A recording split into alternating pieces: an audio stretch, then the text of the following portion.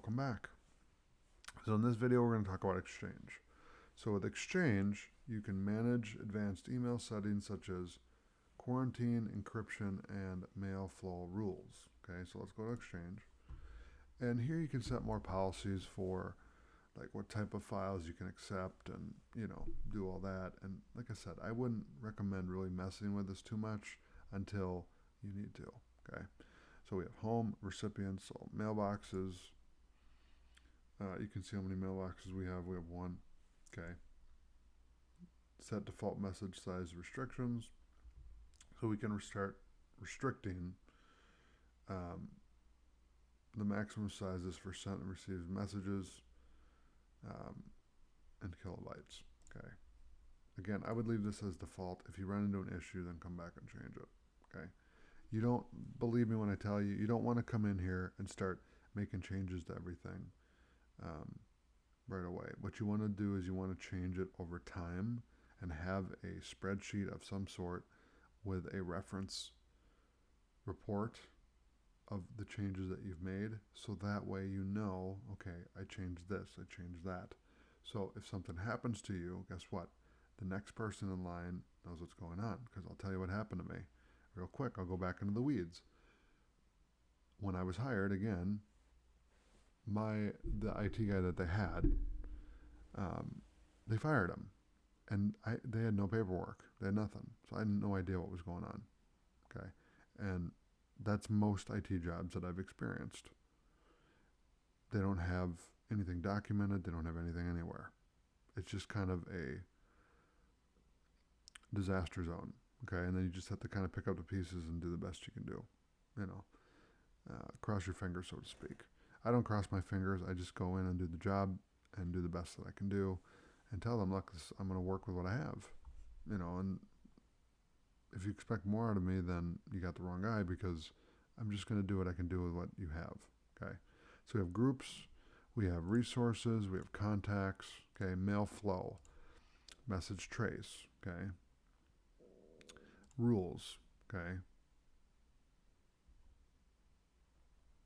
All right, so it says I'm using Firefox Incognito. What? Oh, if you're using Firefox, okay. I thought they were referring to me because I'm using Firefox, but that's not the case. You can set rules here, so we can go through all these, and you can filter message by size, okay, etc. Remote domains, so add a remote domain. We can accept domains, so mail domains are displayed below. To add new domains, use Microsoft 365 Admin Center's domains page. We're just going to use the default here. Connectors, so these are different apps. Connectors help control the flow of email messages to and from Office 365 organizations. However, because most organizations don't need to use connectors, we recommend that you first check to see if you should create a connector. Okay, that's a security thing. Alerts. Following are the recent alerts generated for your tenant. I don't have any. And then alert policies. Okay. Use alert policies to track user and admin activities, malware threats, or data loss indications or incidents, I should say, in your organization. After choosing the activity you want to be alerted on, refine the policy by adding conditions, deciding when to trigger the alert, or who should receive notification. Okay. This is really just for your use. If you're the IT director, just get the alerts yourself so you can manage it. Okay. Then we have roles. So let's look at admin roles. So we have compliance management, discovery management, help desk, hygiene management, okay, organization management,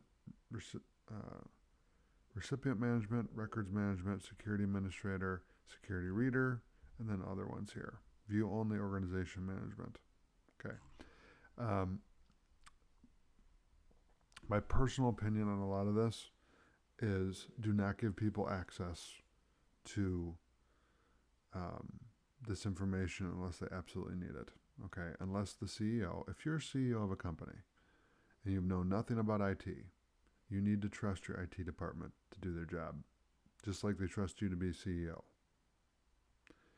Remember, whether you're CEO, CFO, or CTO, or the janitor, remember IT is the most crucial part of your business in 2021. It may not have been that way 5 years ago or 10 years ago, but now it's a lot different because everybody is reliant on technology for everything. Okay. They can't run without technology. Let's look at batch. So migration and batch. So add migration batch. No migration batches to show.